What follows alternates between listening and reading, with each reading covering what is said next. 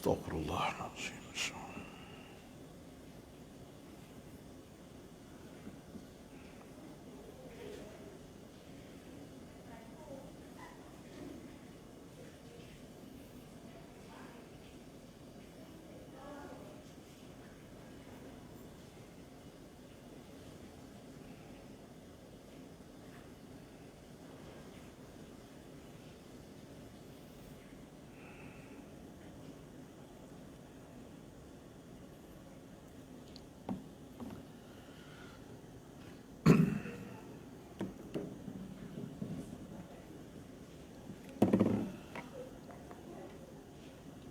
Assalamualaikum warahmatullahi wabarakatuh.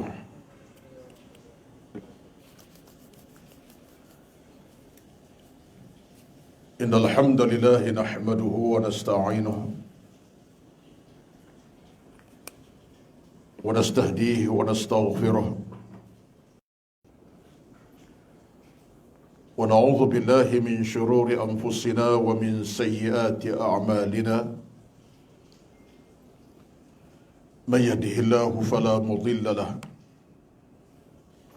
wa man yudlil fala hadiya lahu.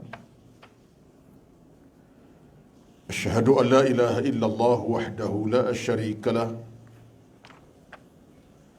wa asyhadu anna Muhammadan abduhu wa rasuluh.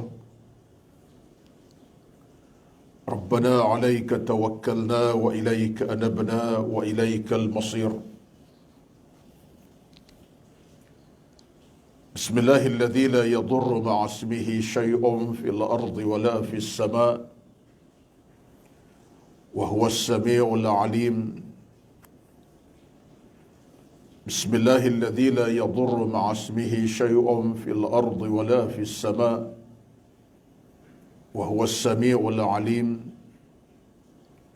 Bismillahilladzi la yadurru ma'a ismihi syai'un fil ardi wa la fis sama' wa huwas sami'ul 'alim. Allahumma irfa' 'anna minal waba'i wal bala' wal amrad wal balaya wal masa'ib ma dhahara minha wa ma batan. Allahumma rabbana iftah bainana wa baina qaumina bil haqqi wa anta khairul fatihin. Allahumma rabbi shrah li sadri wa yassir li amri wahlul 'uqdatam min lisani yafqahu qawli ya rabbal alamin. Amma ba'd. A'udzu billahi minasy syaithanir rajim. Bismillahirrahmanirrahim. Qad aflaha man zakkaha wa qad khaba man dassaha. Sesungguhnya beruntunglah orang-orang yang membersihkan jiwa raganya, dan merugilah orang-orang yang mengotori jiwa raganya. Sadaqallahul azim. Surah Asy-Syams. Yang dihormati, dikasihi dan kuasa pengurusan kuliah zuhur Musalla Al-Husna bangunan Darul Ihsan ini, Shah Alam, dan yang dihormati, yang diraihkan seluruh kehadiran para jamaah tengah hari yang berkat ini, sementara kita menanti masuknya azan atau waktu zuhur, dan kita bersama-sama akan tunaikan solat berjamaah. Dan sebelum itu kita habiskan sedikit masa kita untuk berbicara tentang soal iman, ilmu dan amal kita, insya-Allah.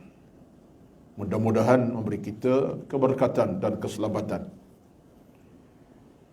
Apalagi dalam situasi yang kita sedang hadapi sekarang ini, memerlukan kepada kita untuk kita sentiasa bersiap siaga dengan ilmu yang cukup, amal yang kental, hati yang bersih, dengan iman yang kuat dan seumpamanya.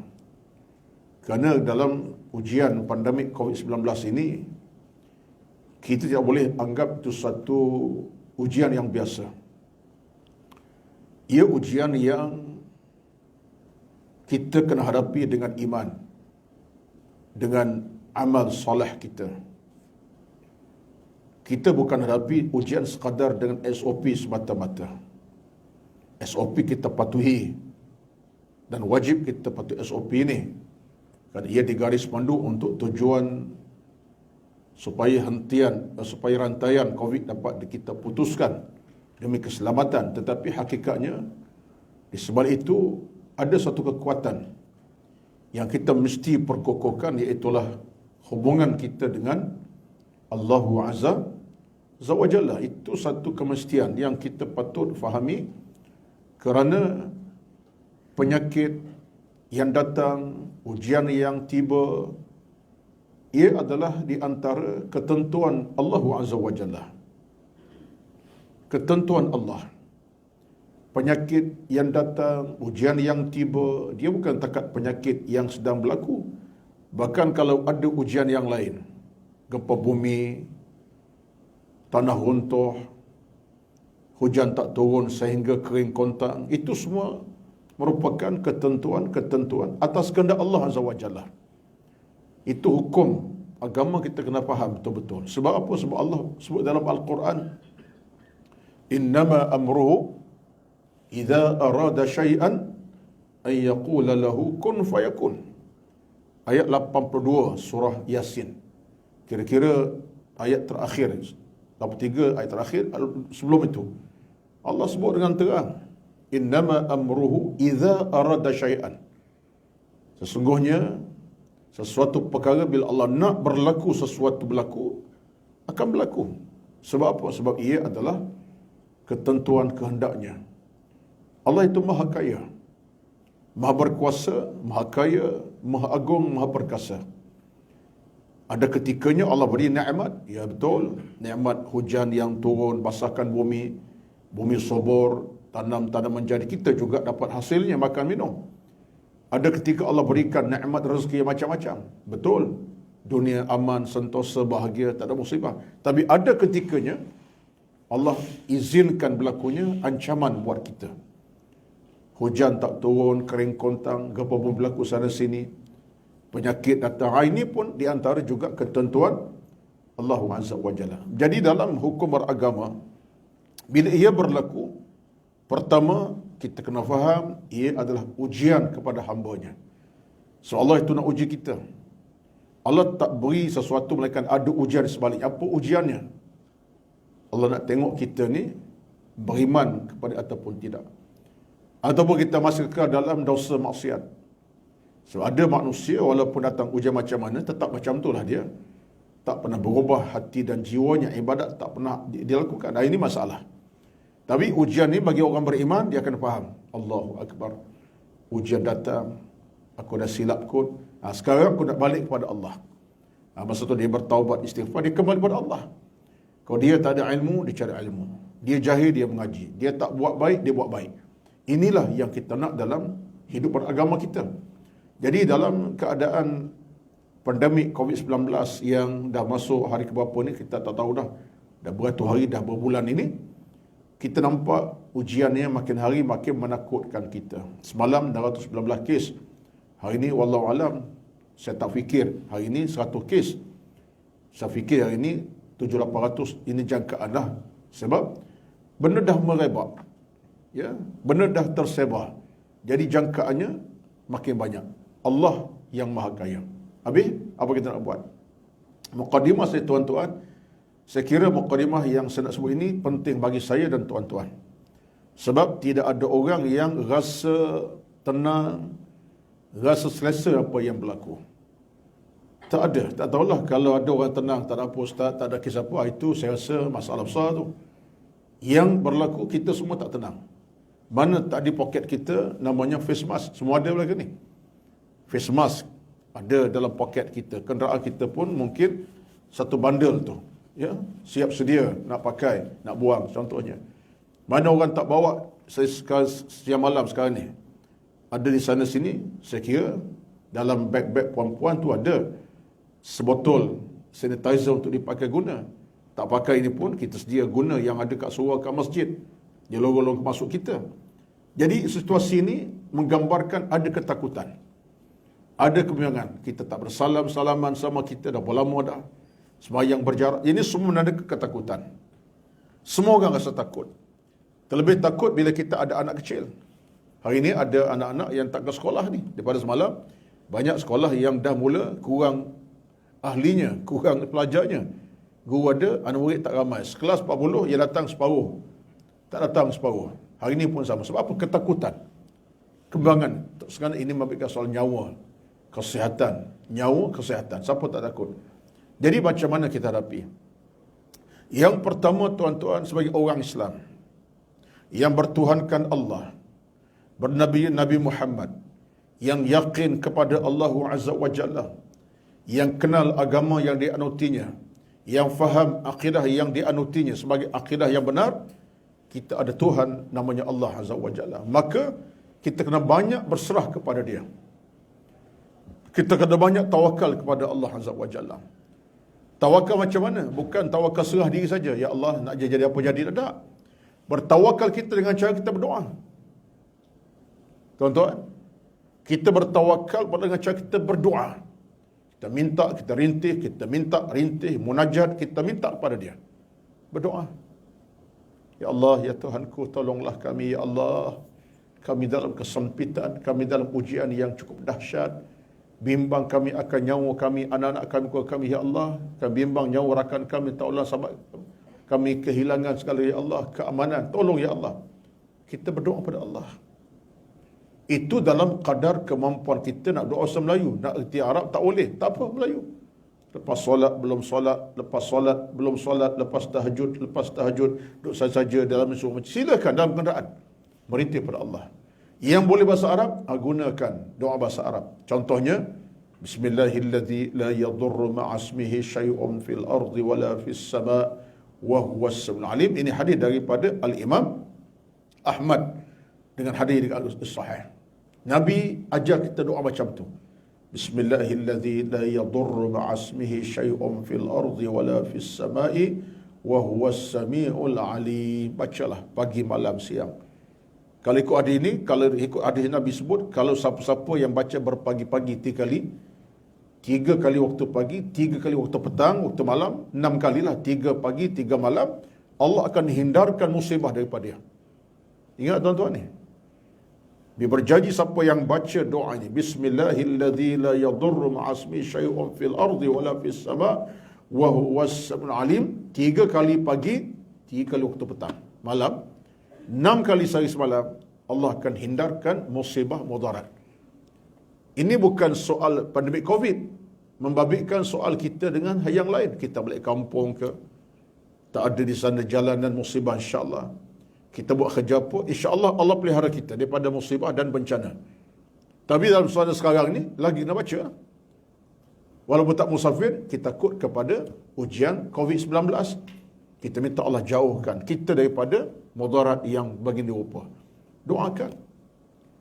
Nak baca doa yang lain, ada lagi. Apa dia doanya? Contohnya, A'udzu bikalimatillahi tammati min syarri ma khalaq. Pun satu doa yang lain. Baca. Minta Allah jauh kita daripada benda-benda yang membebankan kita, kejahatan, syaitan yang durjana dan apa kejahatan yang lain. Kita minta kepada Allah Azza wa Jalla. Baik. Apa yang saya rumuskan tuan? Rumusannya. Bagi kita ada tajuk yang lain kita bincang. Rumusannya ialah, dalam suasana sekarang ini, kekuatan saya, kekuatan tuan-tuan sebagai orang beriman kepada Allah Azza wa Jalla, berdoa. Itu kekuatan kita. Biar hati bercakap dengan Allah Azza wa Jalla. Hati kita berbicara dengan Tuhan. Doa pula bukan doa yang biasa, luar biasa. Dengan hati, dengan tulus ikhlas, dengan keadaan kita kalau boleh, air mata tergugurlah setitis 2 titis. Dalam kesempatan berdoa, gugurkan air mata setitis 2 titis. Untuk menandakan kita benar-benar insaf minta kepada Allah kebaikan dan keselamatan. Kita bukan fikir untuk kita saja tuan-tuan. Pandemik ini kita fikir untuk keselamatan orang lain. Anak kita, keluarga kita, ayah mak kita. Kalau ayah mak kita orang dah berumur, dah peringkat 70-80-an, apa tidaknya, mereka ada penyakit yang berat-berat, mudah mereka kena macam ni. Kita tak nak. Kita nak tengok ayah mak terlantar dalam keadaan tak boleh didekati, dirapati. Kita pun faham bila datangnya isu COVID ini, bila orang tu disahkan kena COVID, bukan boleh datang ziarah, bawa makanan, boleh sembang kencang, dirapati. Berpisahlah kita sementara. Kalau dia sembuh, tak sembuh, berpisah selama-lamanya lah. Daripada awal masuk hospital, hinggalah dia meninggal boleh jadi, tak ada lagi di sana nak merapati, mendekati, bercakap, sembang, hati-hati, tak ada lagi lah. Bayangkan Lukas peristiwa ini kepada ayah mak kita. Tengok orang lain. Kalau ayah mak kita, apa perasaan kita? Saya rasa lah, bagi saya lah, walaupun saya dah tak ada mak, ayah dah meninggal, tapi bagi saya menjiwai benda yang sama. Sebab saya rasa kita dalam hubungan manusia ini, kita nak, kalau ayah mak sakit, kita nak dekati, rapati, rawati dia, cium peluk dia. Kalau dia sakit, kita gosokkan dengan ubat-ubatan. Kalau ubat tertentu, kita belaikan dia dengan cinta sayang, ziarah dia, duduk sampai bermalam bersama. Itulah nikmat duduk dengan orang yang nama mak ayah yang sakit. Kita nak habiskan masa kalau boleh. Sembang hati-hati, cium dia 2-3 kali sehari. Itu yang kita nak. Tapi bayangkan kalau isu COVID ini, nak dekat pun tak boleh. Kalau mati, ke kuburan pun tak siapa boleh dekati kubur. Melainkan yang bawa kubur adalah orang tertentu. Jadi semua ini tuan-tuan, saya bukan nak buat satu cerita menakut, tapi itu kenyataan. Dia biarlah kita dalam hidup ini ada di sana kekuatan. Apa dia? Kekuatan kita Allah Azza wa Jalla. Maka kesimpulannya, doa, doa dan doa. Di samping yang kedua ialah kita punya penjagaan SOP, pematuhan SOP yang telah digaris oleh pihak berkuasa negara. Kok mana pun jangan pandang lekek SOP. Alah, apa ni pakai face mask ini? Takutkan COVID sangat ke? Ini menyusahkan, melemaskan. Tak ada tuan-tuan. Pemakaian face mask, sanitizekan tangan kita, berjatuh, ini adalah benda-benda yang telah dirancang begitu rapi oleh pihak yang berkaitan. Ada kajian akademik tentang hal ini. Macam mana untuk menjauhkan kita daripada jangkitan penyakit? Itulah caranya. Tangan disanitizekan, tangan kita basuh dengan sabun, ya, sepatutnya. Jarak sosial ada, kemudian pemakaian face mask. Itu semua ada akademik punya kajian. Bukan satu kerja dia ada-adakan.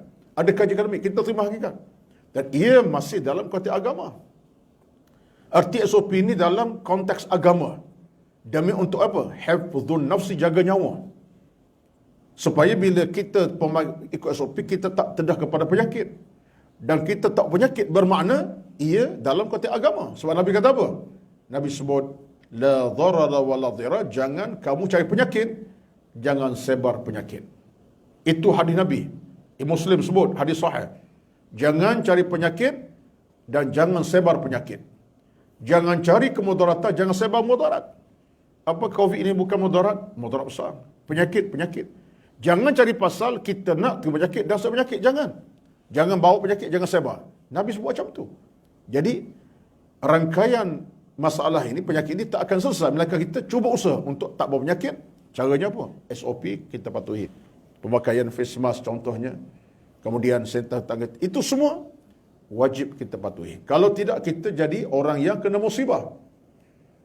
Kalau kena musibah, pertama, kita berdosa sebab kita cari pasal kena musibah. Yang kedua, kita sebar penyakit pada orang lain pula.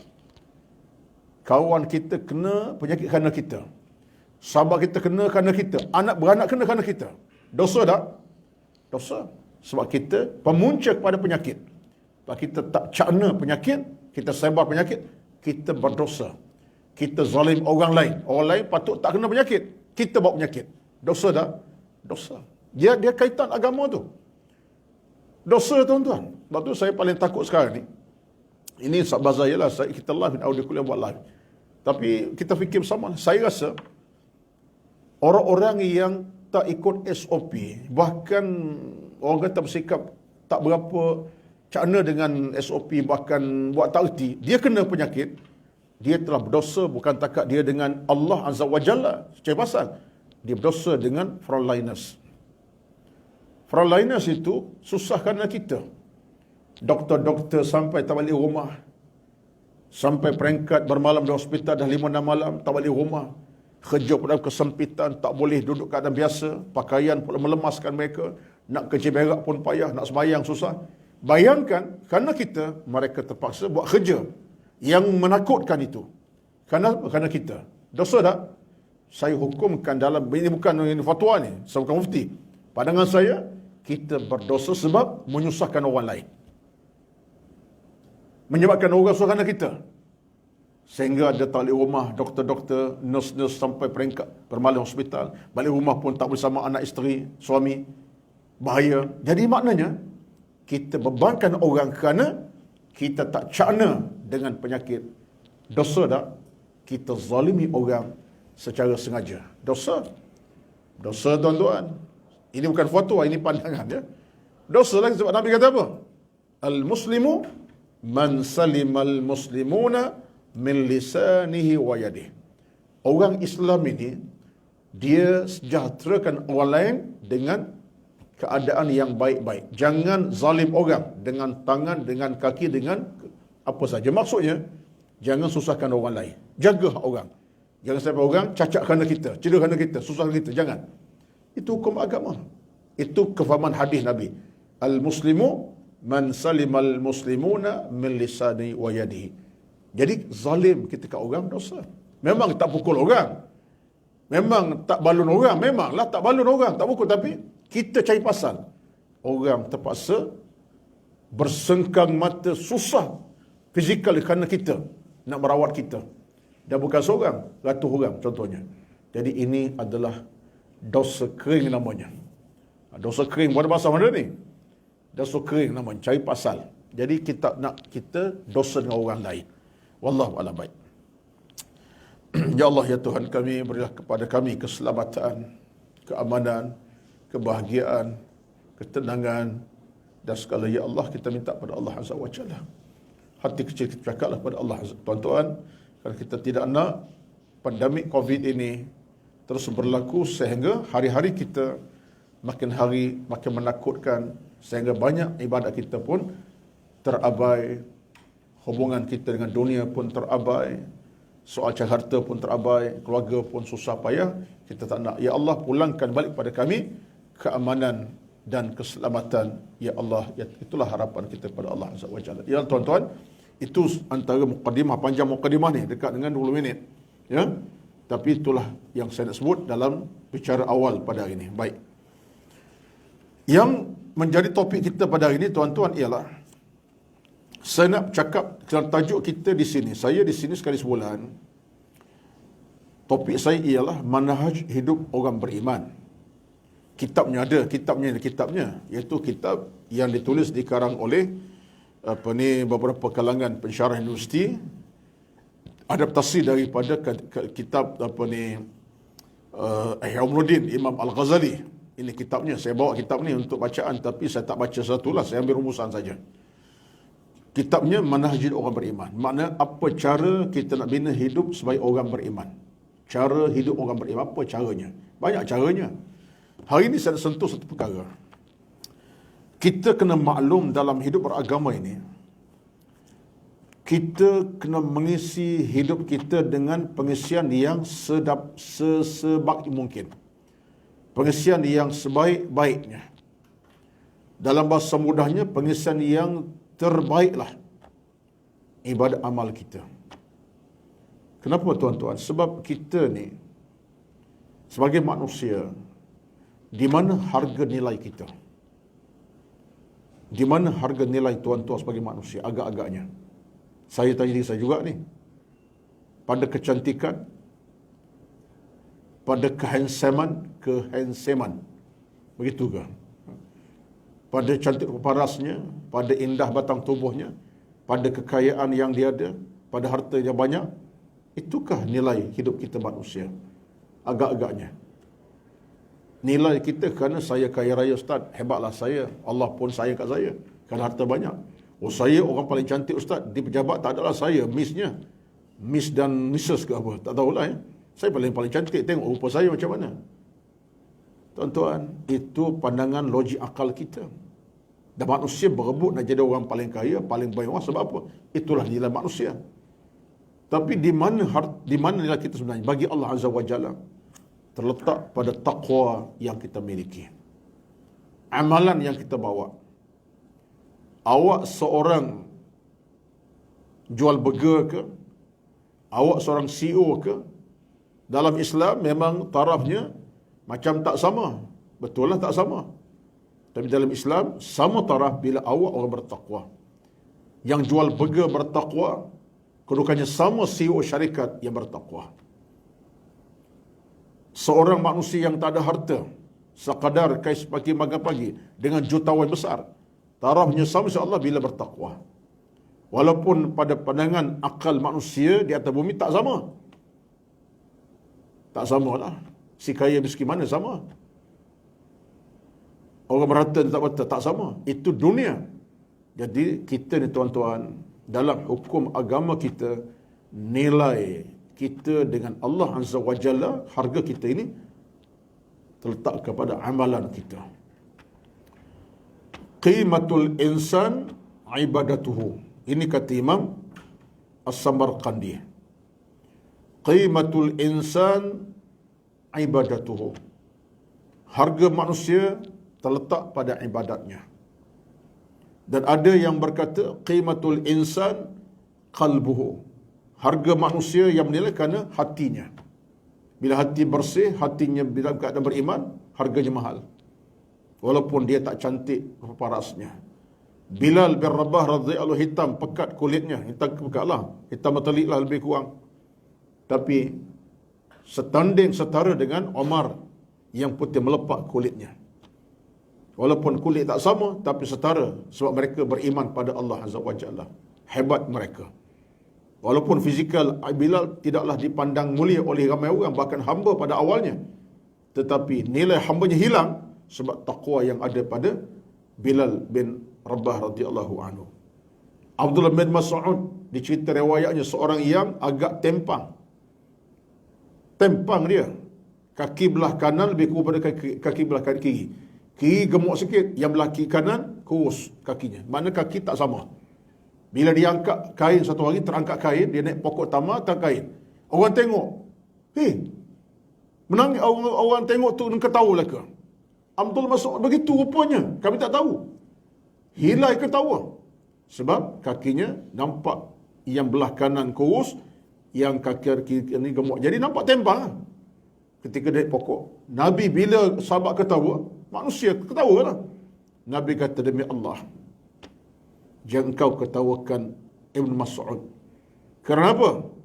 Kerana kaki yang nampak kurus itu, kalau ditimbang iman orang Madinah, berat timbang kakinya lagi. Nabi sebut macam tu. Kalau kaki yang belah kanan tu kurus tu, ditimbang dengan iman orang Madinah ni, pasti kakinya lebih berat timbangan kebaikan. Oh, tuan-tuan, iman orang Madinah bukan seorang, beribu orang.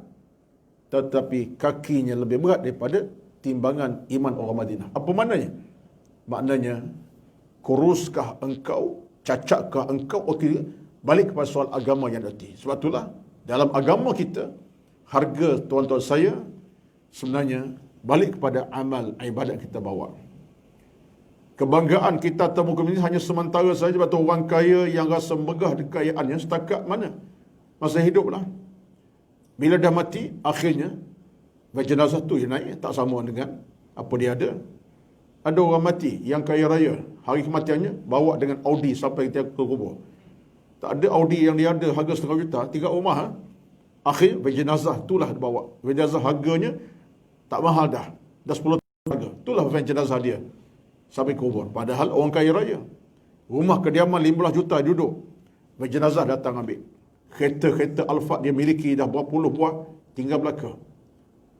Jenazah lah keadaan akhir dia akan naik. Betul, ini bukan satu kata-kata orang bertindak. Saya sama ni. Maknanya, penghujung kita adalah amal kita, bukan kekayaan kita. Jadi kalau begitu tuan-tuan, apa benda kita kena pasakkan dalam kehidupan kita hari ini? Satu benda yang patut menjadi nadi kekuatan kita dalam konteks kita jadi manusia yang beriman, mana jadi orang beriman, kata para ulama ialah, ini kitab ini, tuan-tuan dia kata apa? Ialah kita sentiasa memastikan kita hidupkan malam hari dengan ibadat qiyamul lail. Saya ambil di situ sebab saya ingat ini di antara keperluan semasa kita ini.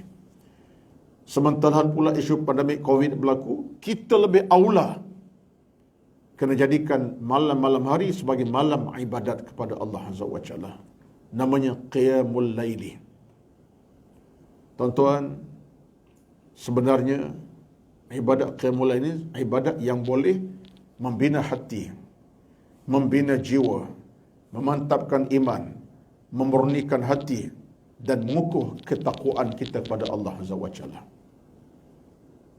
Hati yang kotor bersih kerana Qiyamul Lail. Hati yang sakit boleh hidup kerana Qiyamul Lail. Hati yang dah pekat kelap dengan segala bentuk kehitaman dosa bercahaya kembali dengan Qiyamul Lail. Hati yang dah begitu parah dengan dosa maksiat boleh kembali bercahaya dengan Qiyamul Lail. Ibadat, qiyam ataupun tahajud. Sementara pula itulah masa kita nak bermunajat.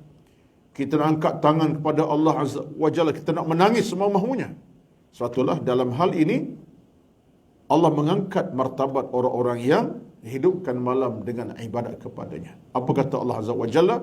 Tatajafa junubuhum 'anil madaji' yad'una rabbahum khawfan wa tama'a wa mimma razaqnahum yunfiqun. Surah apa ni?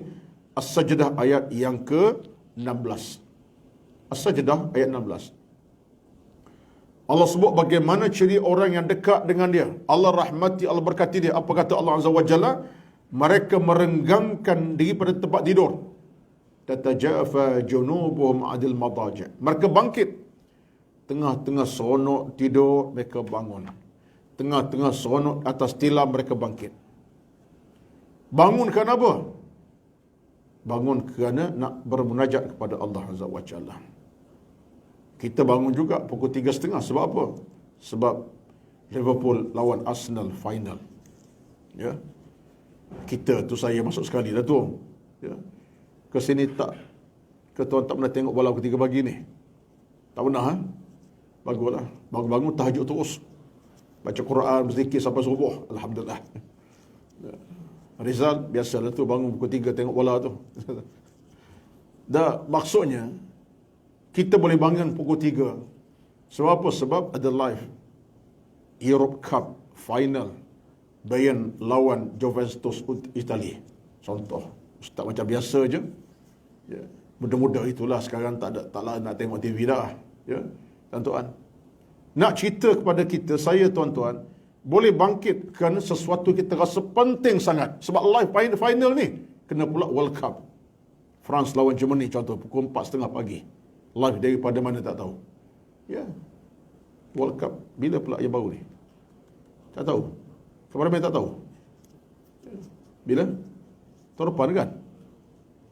2014. Tak payah tahulah, tak apalah ya. Akan tahulah kemudian ya. Tapi kalau COVID sampai 4-5 tahun lagi, tak ada World Cup nampak kita ni. Ya. Tak apalah. Nak cerita tuan-tuan, kita boleh bangun jam sekian-sekian. Kenapa? Rasa seronok nak bangun kerana nak menonton bola. Bayangkan seorang yang beriman kepada Allah Azza wa Jalla. Dia tahu dia dapat rezeki Allah. Nikmat Allah beri kepadanya malam siang. Nikmat rezeki dia dapat banyak. Nikmat keluarga, harta benda. Ya Allah, aku bangun nak bermunajat pun ya Allah. Aku bangun nak beribadat pun ya Allah. Aku bangun 3-4 pagi nak bercakap denganmu ya Allah. Bercakap mana apa? Nak berzikir, nak tasbih, baca Quran. Bayangkan tuan-tuan. Orang macam ni Allah tidak akan pandang hina. Allah kata apa? Tatajafa junubum 'anil madaji' yad'una rabbahum khaufan wa tama'an wa mimma razaqnahum yunfiqun. Dia bangun untuk menghadap Allah dengan penuh khaufan wa tama'an, dengan penuh rasa takut dan tamak halaba nak dapat rezeki pada Allah Azza wa Jalla. Tuan-tuan, puan-puan, benda macam ni jangan pandang lekeh. Saya nak sebut kata guru kami masa belajar dulu, lama dah ni, di awal 90-an. Dah 30 tahun dah tempoh belajar saya masa belajar dulu. Tuan-tuan, guru kami kata apa? Dalam dari kehidupan beragama kita ni, dari hidup orang beriman, dari malam siang ke malam pagi petang ini, jangan kita lupa dalam dari hidup kita seharian. Di samping kita makan, minum, bekerja, harta, beranak pinak ni, jangan lupa ada satu detik yang paling besar sekali. Detik yang paling mulia sekali. Yang paling indah sekali. Apa dia? Detik menghadap Allah Azza wa Jalla untuk merintih mohon segala pintu kerahmatan ketika orang sedang lena dalam tidur masing-masing. Kata guru kami, sebenarnya detik itu adalah paling berharga sekali. Bahkan itulah detik yang memberkati rezeki kamu, harta kamu, pangkat, itulah detiknya. Betullah tuan-tuan. Kalau boleh dalam diri kita. Saya ada diri, bawa diri jugalah. Dari tahunan saya ni. Dari macam-macam lah, ceramahnya, macam-macam. Dalam diri kita ni, kalau boleh catatkan dalam diri harian kita, kita akan bangun jam pagi sekian-sekian, jam 4-5 pagi. Tulis kat situ. Walaupun kita tak boleh bangun sekalipun, tulis pukul 4 qiyamul lail. 4:30 qiyamul lail. Mudah-mudahan kalau kita catat dari kita setiap hari begitu, kita akan terpandang. Aku semalam catat qiyamul lail, tak bangun-bangun. Tak bangun dah 2 minggu ni. Tulis. Kita akan mula terasa. Ini amanah kita dengan waktu kita catatkan. Itu caralah. Biar kita rasa dalam hadiri hidup kita ada satu waktu kita nak menghadap Allah Azza wa Jalla. Sebab itulah makanya kata dalam satu hadis Nabi sallam, kata Imam At-Tabrani, Nabi bersabda daripada Abu Umamah, "Alaikum biqiyamil laili fa innahu da'bus salihin qablakum wa inna qiyamal laili qurbatun ila Allah wa manhatun 'anil ithmi." Hendaklah kamu bangun waktu malam untuk menghadap Allah Azza wa Jalla. Itulah kerja orang-orang yang salah sebelum kamu, dan bangun waktu malam itu akan dapat hampirkan kamu kepada Allah dan mencegah kamu daripada dosa dan maksiat. Mencegah kita daripada maksiat dan dosa. Di situlah poin kita. Saya sebut ini tuan-tuan bukan nak ajar tuan-tuan, bukan ni. Saya nak ajak diri saya, nak ajak tuan-tuan kita bersama, bukan mengajar ni, tapi mengajak. Dia beza mengajar ni. Saya tahu tuan-tuan ada yang telah konsisten bangun awal pagi pukul 4, pukul 5 belum subuh. Saya tahu, alhamdulillah, rezeki bangun tu kita ada belaka. Ya, tapi saya nak ajak diri saya, kita nak konsisten dalam hal ini. Sebab itulah bagi saya, bila kita faham tentang nilai bangkit awal pagi ni, sekurang ada 3 benda kita akan dapat. By cash. Sekurang-kurangnya 3 benda kita dapat by cash, by tunai. Bukan backdated, tunai. Bila bangun awal pagi. Subuh jam 5.50 sekarang ni. Shah Alam dan Kuala Lumpur dan kawasan sewaktu dengannya. 59, kurang seminit ke 59, pukul 5.50 lah mudah-mudahnya. Kita bangun pukul 5 pagi, 4.30. Sekurang ada 3 by cash dapat. Yang pertama, kita mendapat rahmat daripada doa Nabi SAW. Rahmat doa Nabi. Kita bangun saja pukul 4.30, pukul 5 subuh untuk beribadat. Rahmat doa Nabi. By cash. Sebab Nabi kata apa? Nabi pernah berdoa kepada Allah Azza wa Jalla, Allahumma barik li ummati fi bukuriha. Nabi pernah berdoa kepada Allah, dirakam dalam hadis Imam Muslim, Imam Bukhari ni. Nabi kata apa? Ya Allah, berkatilah umatku yang bangun awal pagi. Nabi pernah berdoa kepada Allah, dan doa Nabi tak akan putus padam, tuan-tuan. Doa Nabi doakan hidup sampai kiamat. Walaupun Nabi dah tak ada, doa Nabi akan hidup dan tidak akan padam cahayanya sampai kiamat. Berkatnya akan sampai kiamat berpanjangan. Artinya, Nabi doa untuk siapa tu? Untuk kita. Siapa kita? Yang bangun awal pagi. Yang bangun nak beribadat sebelum subuhnya, Nabi kata apa? Allahumma barik li ummati fi bukuriha. Ya Allah, berkatilah umatku yang bangun awal pagi. Jadi yang pertama, bila kita bangun saja, kerana nak beribadat, rahmat, berkat Nabi kita akan dapat. Kita masuk golongan Nabi sebutkan kebaikan tadi. Dapat. Yang kedua, kita bangun awal pagi, apa kita dapat cash? Pahala yang besar daripada Allah Azza wa Jalla. Cash, pahala by cash, bukan bad acted. Jam tu juga Allah beri pahala kepada kita. Kerana kita bangun kerana Allah Azza wa Jalla. Kerana beribadat 2 rakaat, 4 rakaat. Kerana beribadat nama zikir tasbih. Qiyam tahajud. Pahala by cash pada Allah Azza wa Jalla. Itu yang kedua. Cash. Yang ketiga, apa dapatnya? Yang ketiga, tuan-tuan, doa malaikat kepada kita. Cash. Malaikat menanti orang bangun awal pagi ni, tuan-tuan. Ya, ada hadis, tuan-tuan, bukan saja kausul, ada hadis Nabi sebut. Malaikat pagi-pagi menanti kita bangun awal pagi. So, malaikat menanti sebab malaikat tak tidur. Yang lainnya kita. Malaikat sifatnya tidur tidak, makan tidak. Kerja ibadat malaikat ni. Kena bacalah cerita malaikat. Malaikat bukan tidur macam kita, lena lebih. Dalam ceramah lena juga. Contoh, bukan kita, orang lain lah. Ya. Malaikat tidur tidak, makan tidak, beranak pinak tidak. Kerja ibadat. Maknanya, bila bangun awal pagi, malaikat doa kepada kita. Ada hadis Nabi sebut.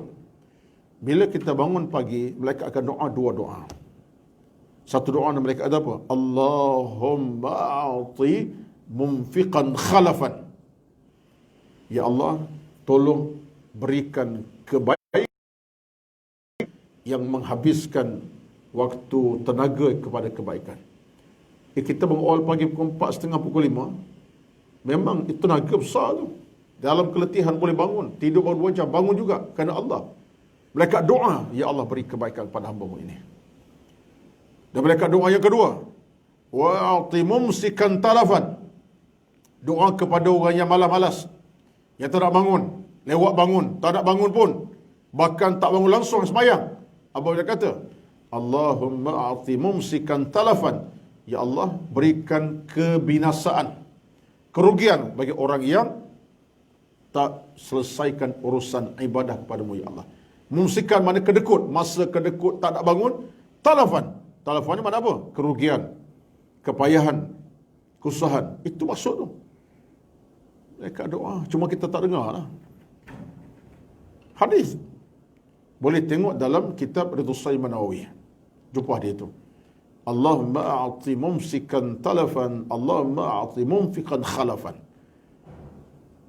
Tuan-tuan, kalau kita dengar malaikat berdoa macam tu, bergegar rumah tu, dia kata pukul 4 tak ada siapa tak bangun lah. Malaikat berdoa bergegar rumah tu, tapi sayangnya tak akan kedengaran sampai bila-bila pun doa malaikat, tapi tetap malaikat berdoa malam siang awal pagi kepada kita. Ini rahmat Allah kepada kita melalui malaikat. Malaikat gembira orang bangun awal pagi, minta kerahmatan, keselamatan dan keamanan. 3 cash. Bangun awal pagi 3 cash. Dapat berkat doa Nabi, keberkatan. Yang kedua, dapat pahala. Yang ketiga, rahmat Allah melalui malaikatnya. Habis nak kata apa lagi? Betullah kita dapat merasai kemanisan hidup, tenang hidup, tak ada musibah kerana doa-doa malaikat awal pagi ni berlaku kepada kita. Sementara pula kita hidup, kita cari harta, cari rezeki, cari pangkat, kita rasa tenang. Walaupun ada kepayahan, tapi Allah permudahkan urusan hidup kita. Kenapa? Kamu awal pagi kamu menghadap aku, kata Allah. Kamu berzikir, bertasbih, bertahmid, solat subuh kamu jaga, beribadat kamu jaga, maka menasabatan, kerahmatan, kebaikan, kedamaian, ketenangan. Allah tak kedekut kepada kita. Jadi kesimpulannya tentang solat tahajud ini, tuan-tuan, ia adalah sunnah yang besar sekali. Dan bila kita dapat mengisi ruang hidup dengan bangun awal pagi dengan ibadat kepada Allah Azza wa Jalla, dia akan datangkan pertama pintu keberkatan. Yang kedua, pintu keselamatan. Ketiga, pintu keimanan dan ketakwaan. Yang keempat, pintu keridhaan Allah Azza wa Jalla menanti kita. Itulah perjalanan hidup kita seharian nampak tenang sebab kita bangun awal pagi kerana Allah Azza wa Jalla. Tuan, isikanlah. Saya ajak diri saya, bukan ajak tuan saya diri saya. Sebab kita nak cari ketenangan hidup, kerahmatan, keselamatan kita nak cari. Maka di antara saat yang paling berkat ialah bangun awal pagi dan kita dapat beribadat pada zikir, tasbih kita kumandangkan, istighfar kita kumandangkan, solat tahajud 2 rakaat kita buat, insya-Allah. Dan bagi saya lah, kalau kita kekalkan nikmat bangun tahajud, pahala itu berterusan sampai subuh. Dapat subuh jemaah pula tu. Di mana surah masjid. Bahkan Nabi bersabda, "Man shalla subha fi jama'atin faka'annama qama al-laila kullah." Hadis sahih. Nabi kata siapa yang bangun sembahyang subuh berjemaah, dia bangun awal pagi bertahajud sambung dengan subuh jemaah, kata Nabi apa dia? Man shalla subha fi jama'atin faka'annama qama al-laila kullah. Siapa yang boleh bangun subuh berjemaah beramai-ramai, maka dia seolah-olahnya hidupkan malam hari dengan ibadat sepanjang malam. Itu kelebihan. Kita boleh sembahyang jemaah subuh jemaah ni, subuh berjemaah, seolah-olah kata Nabi, qamal laikullah, dia seolah sepanjang malam dia beribadat. Seolah macam tak tidur. Pahalanya, bayangkanlah. Ini semua jaminan daripada Nabi kepada kita yang pastinya ia satu kebenaran daripada Nabi, bukan satu kepalsuan. Rezekinya ada. Tuan-tuan, mudah-mudahan apa yang saya ringkaskan, masa terbatas ini dah berhenti habis dah tempohnya. Mudah-mudahan dengan sebab kita sentiasa menjaga nilai ibadat tadi, harga kita mahal insya-Allah azza wa jalla. Harga iman kita makin mahal, harga ibadat makin mahal, harga kita pun secara fizikal pun mahal. Allah pandang fizikal kita, fizikal ibadat. Tangan ibadat, kaki ibadat, muka ibadat, telinga ibadat, semuanya Allah akan terima kita sebagai hamba yang paling mahal harganya, insya-Allah di hari mahsyar nanti. Ya Allah, ya Tuhan kami, permudahkan urusan amal ibadat kami, permudahkan urusan ilmu dan amal kami. Innaka ala kulli syai'in qadir. Hasbunallahu wa ni'mal wakil. Wala hawla wala quwwata illa billahil aliyyil azim.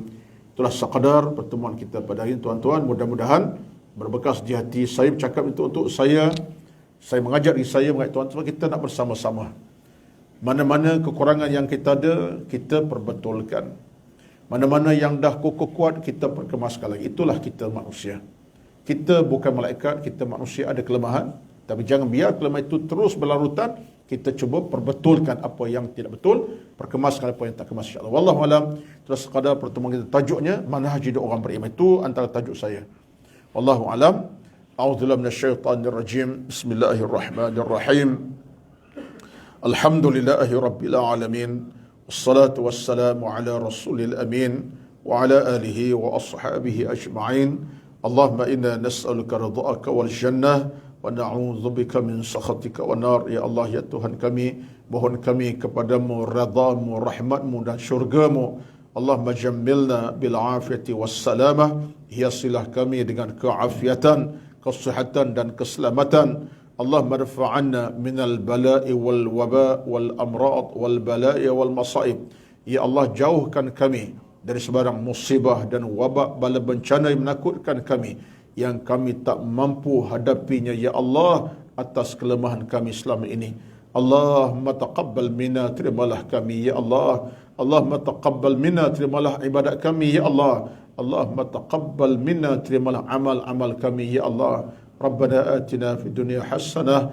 Ya Allah, ya Tuhan kami, berilah kepada kami dunia yang bahagia, membahagiakan kami, wa qina azaban nar, wa fil akhirati hasanah, akhirat yang bahagia, membahagiakan kami, wa qina azaban nar. Ya Allah, jadikan kami dalam jauh daripada api neraka-Mu, ya Allah, yang menakutkan kami, menggerunkan kami, menyusahkan kami, mengecewakan kami. Wassallallahu ala sayyidina Muhammad wa ala alihi wa ashabihi ajma'in. Subhana rabbika rabbil izzati amma yasifun. Wassalamun ala al-mursalin. Walhamdulillahi rabbil alamin. Taqabbalallahu minkum. Assalamualaikum warahmatullahi wabarakatuh.